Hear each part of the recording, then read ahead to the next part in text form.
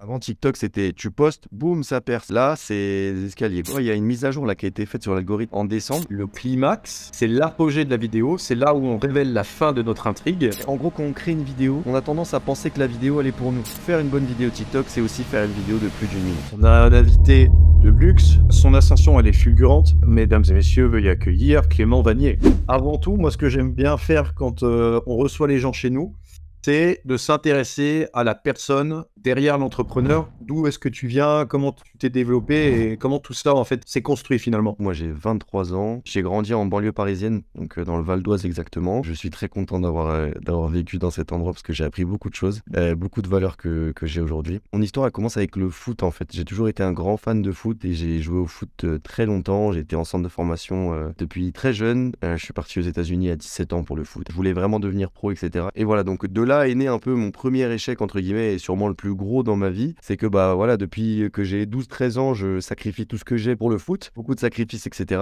Pour au final ne pas réussir parce que c'est un monde hyper cruel et que si tu fais pas partie des 0,001% qui sont les meilleurs et que t'as pas la chance qui va avec, et bah tu réussis pas. Moi j'ai toujours été quand même attiré par l'entrepreneuriat. Je suis revenu en France, j'ai commencé un master en France en école de commerce et je me suis dit putain je peux pas m'arrêter qu'à ça et tout. J'ai plus le foot, il faut quelque chose qui me stimule. J'ai lancé une première boîte, on faisait des box en abonnement et on bossait avec des marques de textiles françaises uniquement. Deuxième énorme échec, cette boîte elle partait bien, franchement on faisait pas mal de chiffre d'affaires, sauf qu'elle est partie complètement en cacahuète, embrouille entre associés, le carnage total en tout cas cette première boîte. Suite à ça je me suis un peu posé, je me suis lancé sur les réseaux, ouais, j'avais un truc à raconter, je me suis dit putain j'ai un truc à raconter. J'ai pris mon téléphone, 3, 4, 5, 10 vidéos, ça a pris direct. Depuis j'ai continué, je me suis professionnalisé, j'ai commencé à faire des contenus de plus en plus cool, d'apprendre encore plus de choses, de rencontrer encore plus de gens très sympas et qui m'ont beaucoup apporté. J'ai bossé avec pas mal de marques et de là est venu Horus, qu'on voit là, qui est l'agence que j'ai actuellement et qui accompagne les entreprises sur le format 9/16e, donc le format vidéo vertical qu'on voit sur nos téléphones,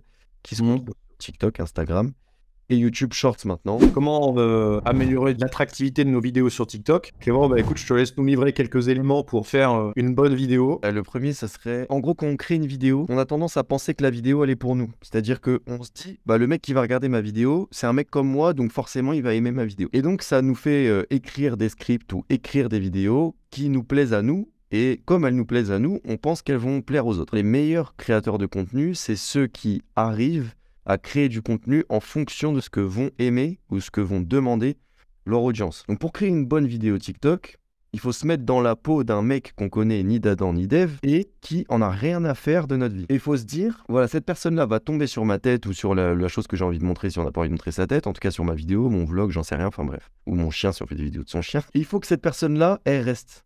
Et il faut se dire, il faut que je lui apporte quelque chose, donc une émotion, un sentiment, de l'humour, du divertissement, de la valeur, un apprentissage. Et il faut se dire comment est-ce que j'arrive à emballer un peu ce contenu pour que cette personne-là passe un bon moment devant ma vidéo. Et pas, ah ouais non mais moi je suis fier de ma vidéo, franchement elle est bien écrite, etc. Et des fois c'est ça qui est difficile, c'est que des fois ça nous fait sortir de ce qu'on a envie de parler. Ça nous fait parler d'autres choses, ça nous fait revoir l'angle avec lequel on va attaquer nos vidéos.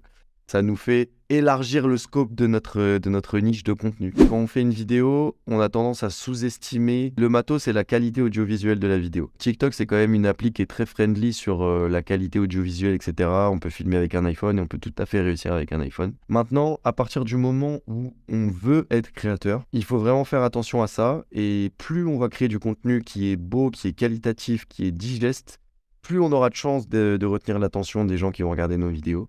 Moi, un bon éclairage, des bons sous-titres bien clairs, bien visibles, une bonne qualité audio, un truc carré quoi, un dynamisme avec un peu de zoom par-ci par-là. Troisième point, aujourd'hui, moi je pense que faire une bonne vidéo TikTok, c'est aussi faire une vidéo de plus d'une minute. Je pense que TikTok fait tout pour pousser la vidéo de plus d'une minute. Pourquoi ils font ça? Un, parce que ça joue dans leur programme de monétisation. Et deux, parce que YouTube est arrivé avec les shorts pour essayer de mettre un tacle à TikTok en mode nous allons récupérer vos créateurs et on va monétiser les shorts.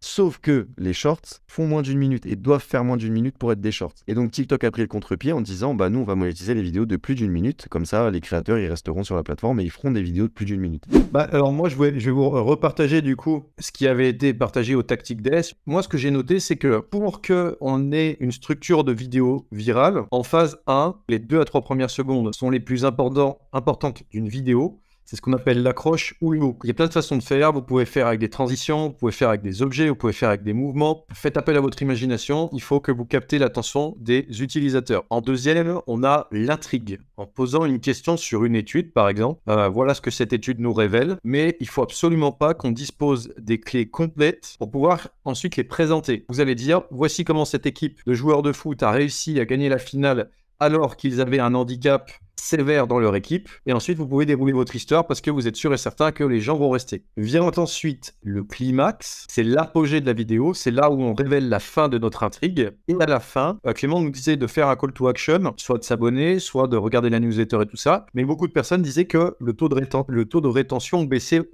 considérablement à ce moment-là. Et qu'il y avait plusieurs solutions à mettre pour éviter ça. Un, de couper directement la vidéo sans forcément vouloir faire de loop, mais juste de la couper brute et de voir ce qui se passe. Deux, de faire une loop, donc avec le call to action, mais d'essayer de le faire d'une manière assez intelligente. Et en fait, si votre vidéo, elle redémarre, et bien dans vos statistiques, ça va vous mettre 110%, 140%, 200%, et ça signifie que vous avez fait une belle loop. Par rapport au call to action, tu vois, il y a une mise à jour là qui a été faite sur l'algorithme en décembre. Un des facteurs qui vont rajouter dans la viralité d'une vidéo, donc parce que TikTok c'est un algorithme à points, il mesure selon certaines variables la viralité d'une vidéo. On avait 10 points sur le taux de revisionnage, 8 points sur le taux de complétion, 6 points sur le partage, 4 points sur les commentaires et 2 points sur les likes. Et là, du coup, en décembre, ils vont rajouter un truc. Donc, je sais pas exactement quel poids ça va avoir, mais je sais que ça va être plus puissant, enfin plus important que les likes, que les partages et que les commentaires. C'est le nombre d'abonnements générés à la suite d'un visionnage. Donc, le ratio entre le nombre de personnes qui ont vu ta vidéo et le nombre de personnes qui se sont abonnées. Et ça, ils disent là que sur 2023, ça va être une des métriques qui va être, en gros, ça va aller concurrencer les métriques d'en haut là. Le call to action, en vrai, il devient de plus en plus important, quoi. Parce que si on leur dit pas de s'abonner, ils vont pas s'abonner. Et s'ils s'abonnent pas, bah, on perd une des métriques de la viralité d'une vidéo. Il y avait Steve, donc ton associé, il disait également que votre vidéo, si elle est envoyée ce soir, si elle marche pas tout de suite, c'est plus forcément grave parce qu'elle peut redémarrer très fort après. Et il montre la vidéo à un échantillon de 100 personnes qui sont vos abonnés, et ensuite 1000 personnes, 10 000, 100 000 et ainsi de suite. Et en fonction des interactions, il met votre vidéo en avant ou pas. Avant, une vidéo TikTok, elle perçait dans l'heure, dans les 2 heures, dans les 3 heures.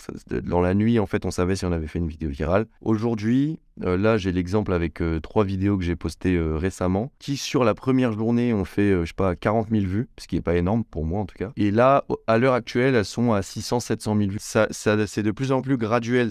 Avant TikTok, c'était tu postes, boum, ça perce. Là, c'est des escaliers. Je sais que certains d'entre vous font des chaînes aussi un peu à la Andrew Tate. D'ailleurs, qu'est-ce que tu en penses des contenus qui sont récupérés comme ça et qui arrivent quand même à se faire une place? Ouais, ça marche super bien. Moi, tu vois, j'ai pas encore craqué le truc là-dessus. Mais je pense que ceux qui arrivent à extraire des contenus courts de leurs contenus longs et qui arrivent à les rendre sexy sous le format TikTok, c'est un game changer. Ils font des contenus longs, ils divisent tout, ils ont une équipe de monteurs qui divise tout, boum, ils bombardent, 3, 4, 5 vidéos par jour, ils inondent en fait. Et ça marche. Ah ben, j'ai 2-3 questions si tu veux, et puis bah j'en avais plein d'autres encore sur... Est-ce que tu peux nous donner des infos sur Horus, les éventuels profils que tu pourrais recruter, où est-ce que tu te vois dans 10 ans, des projets en tête? Dans 10 ans, écoute, moi je suis plutôt quelqu'un de simple en vérité. Avant, tu sais, quand j'avais 18 ans, je me disais putain, je vais être multimillionnaire, avoir une grosse villa à LA et tout, pas un peu comme tout le monde, je pense. Et plus j'avance et plus je gagne bien ma vie en vérité, plus je me rends compte que ça n'a pas de sens. Que non, ouais, dans 10 ans, moi je me vois bien avec ma femme, 1 ou 2 enfants, tranquillement dans une belle maison. Et ouais, pourquoi pas, franchement, avoir pris le game entrepreneuriat, business français entre les mains au niveau des réseaux sociaux, quoi. Mais sinon, vie assez simple, quoi. TikTok est à la source d'une révolution, un peu comme GPT-3, sur la consommation du contenu sur les réseaux sociaux. Qui est en train de prendre une place de plus en plus énorme. Et je pense que Clément ne se dira pas le contraire là-dessus parce que ça va continuer de se développer, que ce soit au niveau du référencement naturel. On a des choses qui sont extrêmement authentiques et qui sont partagées sur le réseau social. Et aujourd'hui, il y a de plus en plus de personnes qui font des recherches sur TikTok. Quand elles veulent acheter un produit, un service, elles font leurs recherches organiques directement sur la plateforme. Alors, je ne sais pas ce que tu en penses par rapport à ça, si tu as des petites infos aussi ou... Ça a vraiment révolutionné la manière dont on consomme le contenu, en fait, c'est vraiment ça. En gros, tout le monde veut être capable de pouvoir résumer un message ou de délivrer un message en une fraction de seconde, en 30-40 secondes à travers une vidéo dynamique parce que les gens en ont un peu marre, entre guillemets, du format long, en tout cas dans la vie de tous les jours quand ils sont pas posés. Ils ont envie de consommer, on est dans une économie d'attention. En ce moment, les gens, ils consomment de plus en plus de contenu, etc. Ils sont matraqués de contenu.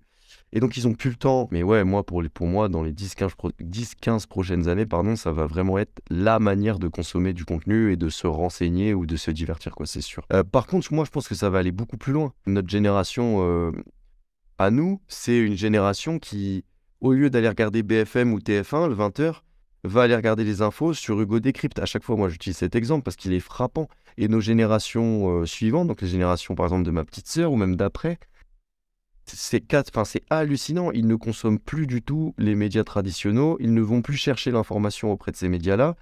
Ils vont la chercher auprès d'influenceurs. Ils prennent leurs décisions basées sur leur consommation de contenu, et c'est des contenus courts qu'ils consomment.